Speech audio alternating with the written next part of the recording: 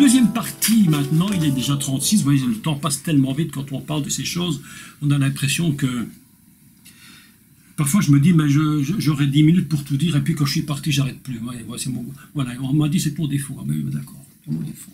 On a tous des défauts, hein, parce que vous voulez, c'est comme ça. C'est pas grave. Alors je voudrais vous parler aujourd'hui de Sion. Sion, les gens écrivent sur Sion. Et il y a un an, je crois un petit peu plus d'un an, j'avais fait une conférence sur une péniche. C'est amusant, c'est une péniche, c'est tout à fait amusant. Et il y avait une conférence justement où j'avais parlé sur Israël et le conflit israélo-palestinien.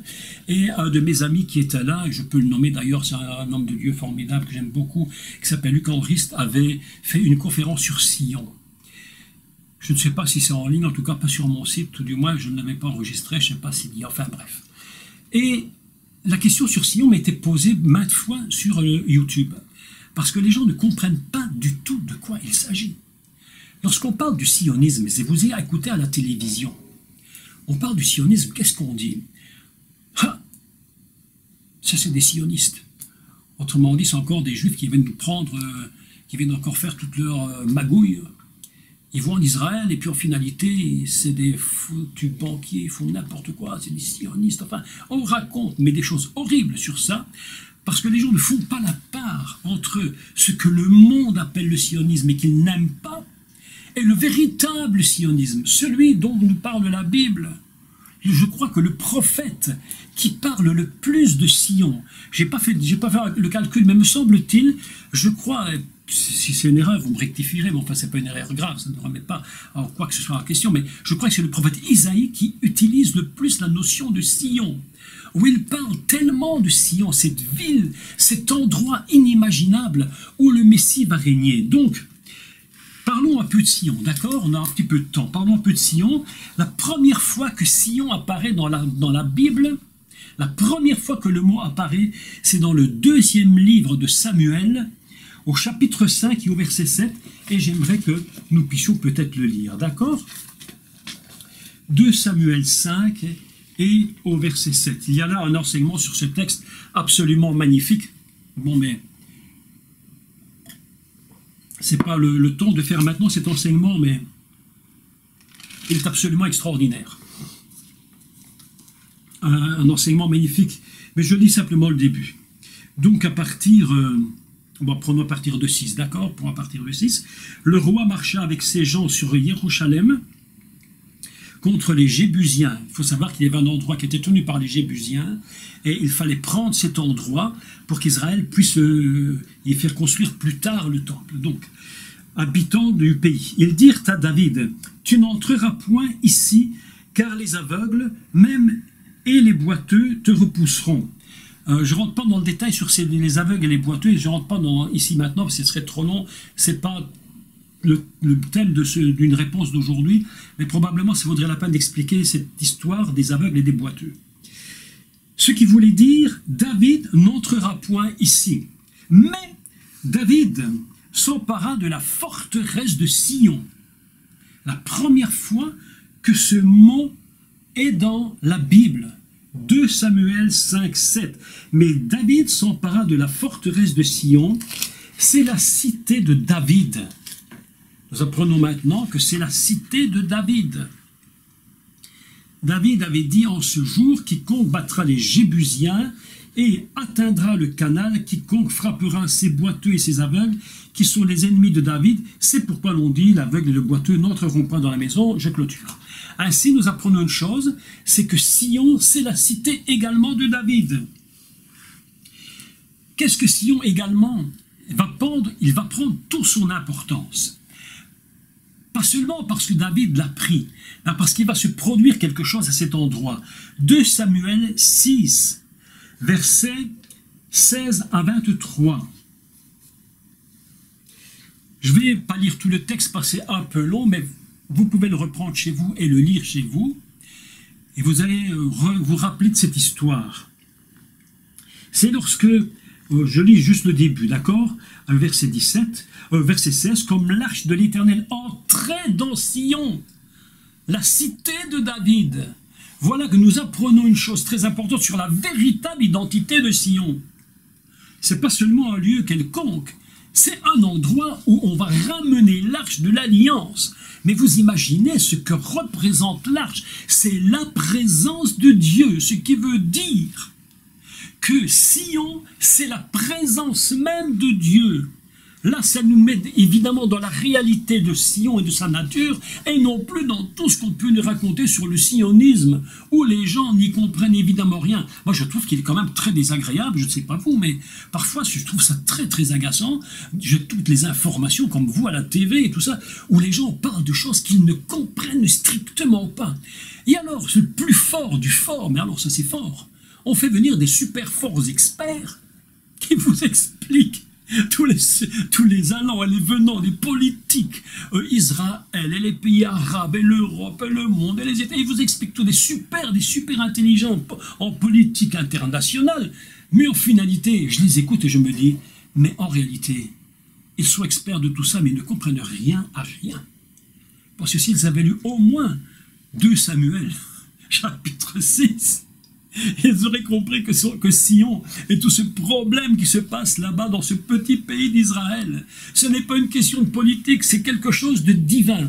Et je vais vous montrer comment un seul verset va révéler comment Dieu résout un problème comme celui-là. Et c'est le prophète Isaïe qui va nous en parler un peu plus tard. Donc nous apprenons que l'arche de l'Alliance est rentrée à Sion, la cité de David. Ah, c'est extraordinaire. Voilà que la cité prend une dimension présence de Dieu. Et la fille, alors il est dit que, comme l'arche de l'Éternel entrait dans la cité de David, mes amis, écoutez ceci, c'est absolument prophétique ce que je vous dis. Vous savez, je vous l'avais dit l'autre jour, un prophète, c'est pas, entre parenthèses, avec 1000 parenthèses, un milliard de guillemets, mais un prophète, c'est pas celui qui dit l'avenir, c'est celui qui connaît le passé. Parce que le passé nous révèle ce qui va se produire plus tard, puisque la Bible n'est qu'un microcosme de l'avenir. Donc moi, je ne dis pas que je suis un grand prophète, du tout, je dis simplement, voilà ce que je suis en train de lire, et je comprends ce qui va se produire. Donc, qu'est-il écrit? Comme l'arche de l'Éternel est entrée dans la cité de David, Michal, fille de Shaoul, regardait par la fenêtre et voyant le roi David sauter et danser devant l'Éternel, elle le méprisa dans son cœur. Mes amis, écoutez-moi bien. Vous savez ce qui s'est produit? Je passe toute la suite. Je passe toute la suite du texte et je tombe, verset 23. Vous allez voir ce qui se produit quand les grands experts internationaux viennent nous faire leur cinéma, nous disant qu'ils ont tout compris de la guerre qui se passe là-bas. Ils n'ont rien compris du tout. Mais nous avons compris. Alors tant pis si on est un petit peu prétentieux là-dessus, mais ce n'est pas une prétention méchante, c'est la parole de Dieu. Alors écoutez ce qu'il dit au verset 23. « Or, Michal, fille de Shaoul, n'eut point d'enfant jusqu'au jour de sa mort. » Tu te moques de Sion, tu te moques de l'entrée de l'arche en Sion. Ton peuple rentre dans la présence de Dieu sur le mont Sion, ça c'est la vérité prophétique. Aujourd'hui, le peuple va retourner en Sion. Et toi, tu fais quoi? Ton discours de politique, si intelligent que tu ne comprends rien du tout. Et tu méprises le peuple qui rentre en Israël, et tu ne comprends rien à rien. Mes amis, la Bible est très claire.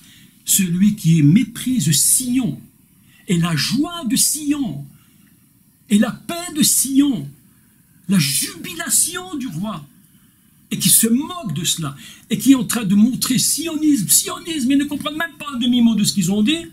Mes amis, la Bible est claire. C'est une femme qui n'engendrera pas. Dieu ne change pas. Autrement dit, la présence de Sion, mes amis, c'est pas de la politique. On n'est plus dans la politique. On est dans un retour à la présence de Dieu sur la terre d'Israël. C'est pourquoi nous devons bien ouvrir nos yeux sur ce qui est dit. Je continue un peu plus loin. Il est dit que c'est ça que Salomon va donc construire le temple, et que ce temple lui-même même Jérusalem finira même par porter le nom de Sion lui-même. Et Salomon bâtit le temple, il fait entrer l'arche de l'Alliance dans ce temple. À ce moment-là, le temple est désigné par Sion. Vous imaginez que la présence de Dieu se trouve à cet endroit. Ça, c'est le véritable sionisme. Ce n'est pas tous ces magouilles qu'on raconte. le véritable sionisme selon le cœur du Père, c'est de retourner à la montagne de l'Éternel, là où se trouve la présence de Dieu, là où le temple de Dieu se trouve, où l'arche est replacée à l'intérieur. Ah mes amis, il est en train de se produire quelque chose de fabuleux. Mais Sion va évoluer spirituellement pendant les siècles et les siècles et les siècles, mes amis. Et nous allons lire ici quelques textes. Il y aurait beaucoup à dire, vous savez, sur tous ces thèmes. Tellement, tellement, tellement à dire sur tout ça. Ce serait des cours entiers. D'ailleurs, vous vous souvenez du cours sur Abraham? Est-ce que vous vous souvenez du cours que j'ai donné sur Abraham lorsqu'il vit de loin le mont Moria? Vous vous souvenez de ce cours extraordinaire d'ailleurs, hein? Pas parce que je l'ai fait, hein, parce que c'est vraiment extraordinaire. Mais ce cours-là, extraordinaire, au moment où il est dit qu'Abraham vit de loin le mont Moria, il savait que c'était là le lieu où serait le temple. Quelque chose en lui disait, c'est là le lieu où j'habiterai parmi mon peuple. Ah, mes amis, écoutez, ça peut prendre des siècles, hein. Ça peut prendre des siècles, ça peut prendre 4 siècles, 5 siècles, mais ce que Dieu a dit s'accomplit toujours. Ainsi, le mont Moria, à un moment donné, c'est là sera construit le temple, et il portera même le nom de Sion. Tellement c'est important. Alors, lorsqu'on parle du sionisme, il faut savoir de quoi on parle. Alors, je voudrais... Vous savez que le mot Moria, d'ailleurs, le mot Moria, n'est repris que 2 fois dans la Bible. Je vais vous dire, je vous donne les 2 références si ça vous intéresse, si vous voulez les écrire. Hein. Alors, c'est dans Genèse 22, 2. Genèse 22, 2.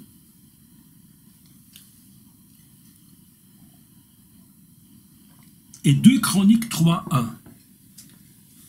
C'est les 2 endroits où le mot Moria est repris. D'accord? Je voudrais maintenant, il nous reste 12 minutes, je voudrais vous donner quelques références pardon, pour vous montrer l'évolution qui va se produire sur cet endroit Sion. Première référence, et je les ai toutes prises, si je ne me trompe, sauf une, je crois. Sauf une, probablement.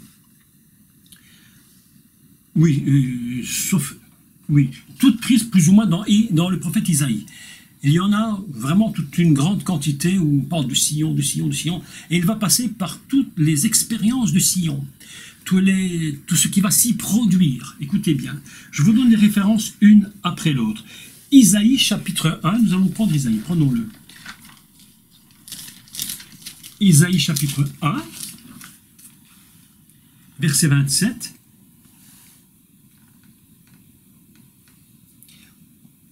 On prendra même un petit peu avant. Prenons juste la phrase qui précède le 27, hein, d'accord? Après cela, on t'appellera ville de la justice, cité fidèle, Sion sera sauvé par la droiture. Sion sera sauvé par la droiture. Si elle est sauvée, c'est parce qu'à un moment donné, nous allons le voir, elle a été perdue. Donc Dieu va rétablir, il va réparer les fautes. Quand son peuple revient à lui, il répare la faute. Et Sion sera sauvé par la droiture. Pourquoi Sion est-il si important? Et pourquoi le monde est-il si opposé?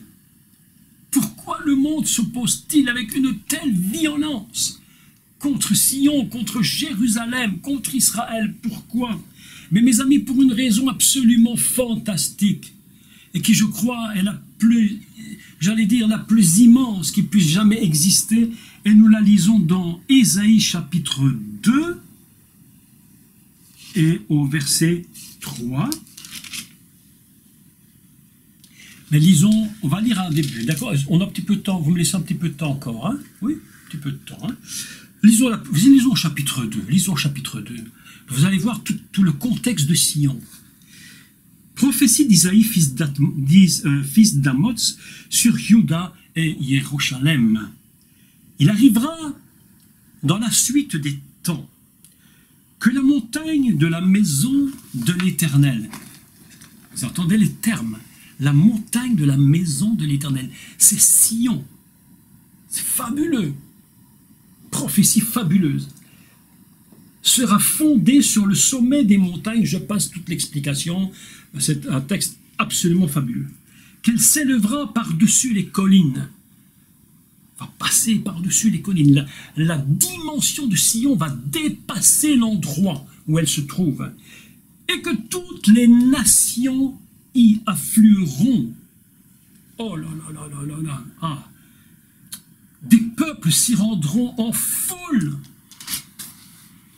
Et ils diront, ça c'est le véritable sionisme, mes amis, lorsque les nations vont monter au temple, c'est incroyable, et qu'ils vont monter à Mont Sion. Oh, écoutez la suite, non mais écoutez la suite, ça c'est trop fort, ça c'est magnifique ça. Venez, disent-ils, montons à la montagne de l'Éternel. Vous imaginez ça, mes amis, lorsque nos ministres vont monter là-haut pour adorer Dieu à Sion. Vous imaginez le président Macron qui monte à Sion, hein? Tout le monde lui fait, hein? Tout le monde dit toutes sortes de choses, mais imaginez tous nos hommes, Poutine et tous ces gens qui vont monter à Sion. Si ce n'est pas extraordinaire, ça c'est le sionisme. Même ceux qui n'en veulent pas devront monter à Sion, à la maison du Dieu de Jacob, afin qu'il nous enseigne ses voies et que nous marchions dans ses sentiers. Qu'est-ce qui sort de Sion? Un chemin de directive, un lieu où Dieu nous montrera comment marcher réellement en tant qu'homme sur cette terre. Et comment comprendre, comment marcher sur cette terre. Il dit, écoutez, c'est ici le texte clé du sionisme. Le texte clé du sionisme, car de Sion sortira la loi et de Jérusalem la parole de l'Éternel. Mes amis, ça, c'est Sion. Pas toutes les bêtises qu'on entend. Quand vous êtes entendez des gens qui vous disent sionisme, pionisme et qui vous racontent n'importe quoi, alors il faut les faire taire et dire arrêtez et ne parlez pas de ce que vous ne connaissez pas. Sion est un endroit, nous dit le prophète Isaïe, où le peuple d'Israël s'est souvent rebellé contre Dieu. Et dans Isaïe 3, 26, il dit ceci. Isaïe 3, 26. Les portes de Sion gémiront et seront dans le deuil. Dépouillée, elle s'assiera à terre. Mais Dieu a tellement d'amour pour son peuple. Il a tellement d'amour pour Israël. Il a tellement d'amour pour cet endroit où il a dit, c'est là que j'habiterai parmi mon peuple, c'est là que je régnerai.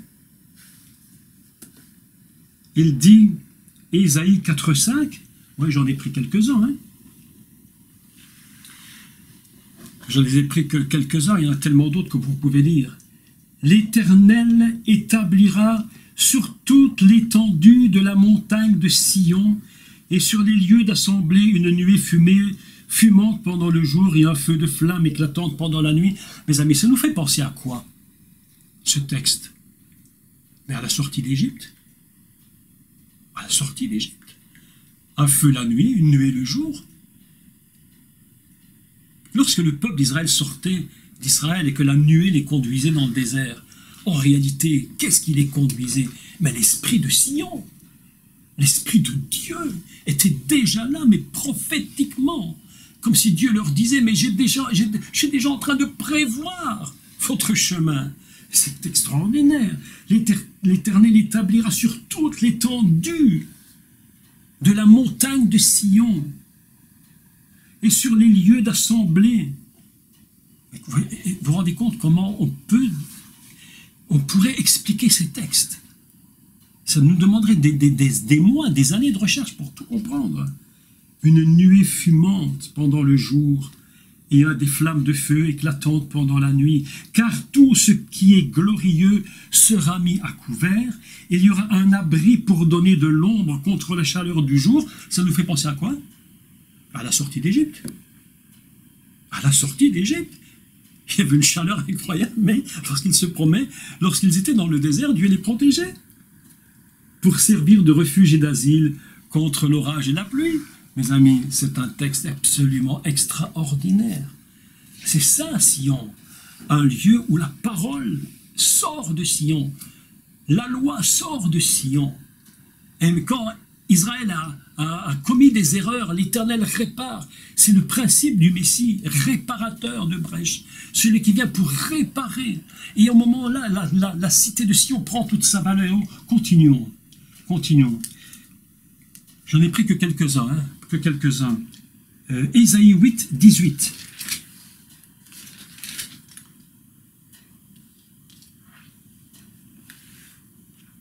Voilà.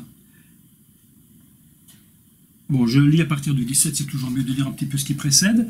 J'espère en l'Éternel, qui cache sa face à la maison de Jacob. Je place en lui ma confiance. Voici, moi et les enfants que tu m'as donnés, nous sommes des signes et des présages en Israël. Écoutez les textes, c'est absolument magnifique. De la part de l'Éternel des armées qui habite sur la montagne de Sion. Mes amis, c'est le lieu où il habite, il réside sur la montagne de Sion. Et maintenant, je vais vous lire un texte, toujours, du prophète Ésaïe. Et là, c'est la révélation, je crois, c'est ma façon de m'exprimer, comme vous le savez, hein, c'est la révélation des révélations. Voilà. Il me semble que là, on arrive à un niveau absolument extraordinaire. Et c'est là que je dis que les hommes politiques, nos grands savants, nos grands intellectuels qui font la politique des pays arabes et de ceci et de cela ne comprennent rien à rien dans la réalité qui se passe. Mes amis, il faut dire une chose avant de faire cette lecture que je vais vous faire. Il faut savoir que nous ne vivons pas uniquement dans un monde terrestre, nous vivons dans un monde parallèle spirituel, où il y a une guerre qui se passe dans l'invisible, mais qui est plus vrai que l'invisible. Et que ce qui se passe ici-bas n'est que le résidu de quelque chose de violent qui se passe là-haut. Et à un moment donné, pour régler ce problème, Dieu va devoir faire une chose. Il va devoir frapper en haut et en bas. Et je vais vous lire le texte, et vous allez voir ce qu'on dit de Sion, c'est absolument impressionnant. Ésaïe, chapitre 24.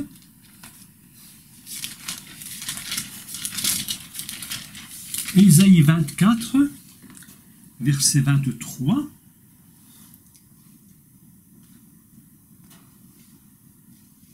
Voilà. On va lire à partir de 23 jusqu'à la fin, d'accord? C'est pas très long, mais il faut le lire pour que vous compreniez quelque chose d'absolument fantastique. En ces temps-là, écoutez, je crois que le texte est prophétique pour les temps d'aujourd'hui. Ces temps-là, c'est les temps d'aujourd'hui, que nous sommes en train de vivre maintenant. Ça va se produire. En ces temps-là, l'Éternel châtiera dans le ciel l'armée d'en haut. Je relis. En ces temps-là, l'Éternel châtiera dans le ciel l'armée d'en haut. Et sur la terre, les rois de la terre. Nous sommes là en train de lire un texte qui nous dit ceci. Lorsque Dieu résout un problème, mes amis, il faut que ça résolve en haut et en bas. Ce n'est pas qu'une question d'hommes, de présidents ou de rois qui ne s'entendent pas sur terre. On n'en est pas du tout là, mes amis, et Dieu le sait très bien. Et ces guerres des rois, les uns contre les autres, tout cela est quelque chose qui est en train, qui se met en place ou qui existe déjà ou qui se mettra encore en place uniquement dans un but, c'est d'empêcher qu'Israël existe. Parce que si Israël existe, le Messie revient. Si Israël n'existe plus, le Messie ne revient plus. Cette guerre qui se passe aujourd'hui n'est pas une guerre pour une guerre normale. Il faudrait expliquer l'Iran. Qu'est-ce que l'Iran? Qu'est-ce que l'Irak? C'est un thème absolument fabuleux. Pourquoi ces gens ont-ils une haine à la destruction et à la mort totale d'Israël? Mais Dieu dit, je frapperai les armées d'en haut et je frapperai les rois d'en bas. Les deux niveaux vont être touchés. Ils seront assemblés captifs dans une prison. Ils seront enfermés dans des cachots et après un grand nombre de jours, ils seront châtiés. La lune sera couverte de honte. C'est étrange quand même. Et le soleil de confusion. C'est étrange quand même. Mais si nous nous souvenons bien de ce qui se passe sur le mont Sion aujourd'hui, la grande mosquée, qu'est-ce qu'ils adorent? C'est la lune. L'islam adore la lune. Mais la lune sera dans la confusion totale. Et ceux qui croyaient être des lumières et ceux qui brillent le plus seront dans une confusion incroyable. Toutes les nations seront dans une confusion. Quand? Car l'Éternel régnera, mes amis, écoutez la suite. Car l'Éternel des armées régnera sur la montagne de Sion et à Jérusalem, et resplendissant de gloire en présence de ses anciens. Voilà un texte, mes amis. Là, on peut alors là en parler et expliquer en détail qu'est-ce que cette religion de la lune qui sera complètement couverte de honte. Ce qui est absolument surprenant, lorsque je relisais le texte hébreu, je me suis rendu compte que le mot honte, en réalité, c'est le même mot qui est utilisé dans la Torah, chapitre 2, lorsqu'on parle de la dame qui n'avait pas honte. Il était nu, il n'en avait point honte, mais lorsqu'il va être découvert, alors il va trouver la honte. C'est le même mot, la même racine qui est utilisée à ce moment-là. On appelle ça boshishou. Boshachou, c'est être couvert de honte. Eh bien, la lune, cette notion de lune, d'adoration de la lune, couvert de honte. Ceux qui se prennent pour des soleils, qui adorent, sont couverts de honte, confus. Pourquoi? Parce que l'Éternel Yeshua revient sur son mont Sion, et c'est de là qu'il va régner. Et c'est de là, mes amis, que toutes les nations monteront, et qu'ils le veuillent ou qu'ils ne le veuillent pas. Il est dit que toute langue confessera, tout genou fléchira. Mes amis, écoutez-moi, tout genou fléchira de gré ou de force. À un moment donné, il faudra bien reconnaître que Dieu est Dieu. C'est ça le sionisme, le véritable sionisme, selon le cœur du Messie. Le véritable sionisme, c'est de retourner à la maison de l'Éternel, parce qu'on sait que c'est là-haut, à cet endroit, que le Messie va venir et qu'il va régner. Et de la loi de Sion sortira la loi, et de Jérusalem la parole de Dieu, mes amis. Voilà en quelques mots une réponse sur Sion. Un cours évidemment très réduit, très simplifié, il y aurait beaucoup à dire sur tout ce qui se passe au niveau des nations, parce que la Bible nous parle de toutes ces guerres qui se produisent avec la Perse, l'Iran, enfin toutes ces nations, etc. Mais nous apprenons une chose très clairement, que en réalité tout cela, mes amis, c'est en haut que ça se passe et en bas, et Dieu va frapper en haut, il va frapper en bas, et le Messie va revenir. Et je clôture en vous disant, Sion, vous savez ce que c'est Sion, c'est lorsque le Messie reviendra dans ce qu'on appelle la Gvoura, c'est-à-dire la force. Et la Bible nous enseigne qu'il est venu avec le chesed, c'est-à-dire avec la bonté. Il a dit, je ne suis pas venu pour perdre, mais pour sauver. Parce que les disciples, ils étaient extrêmement costauds. Ils étaient costauds. Hein. Ils disaient, Seigneur, tu veux qu'on fasse tomber le feu du ciel? Ils n'avaient pas la foi pour tout, mais pour ça, ils avaient la foi. Vous savez, il y a des gens comme ça, ils n'ont pas la foi pour tout, mais pour faire tomber le feu du ciel, alors ils avaient la foi. Ils étaient certains que ça allait se produire. Et Yeshua devait leur dire, mais je ne suis pas venu pour perdre, je suis venu pour sauver. Je suis dans la compassion, je suis dans le chesed. Mais lorsqu'il va monter, il sera dans la gvoura, la force du Père, et il reviendra pour juger les nations. Il s'installera sur le mont Sion. Il a dit, toutes les nations monteront pour adorer le roi. Voilà, mes amis, ce que je voulais dire en quelques mots comme réponse à ceux qui me racontent toutes sortes de choses sur Sion. La réalité, c'est que Sion, c'est l'endroit où le Messie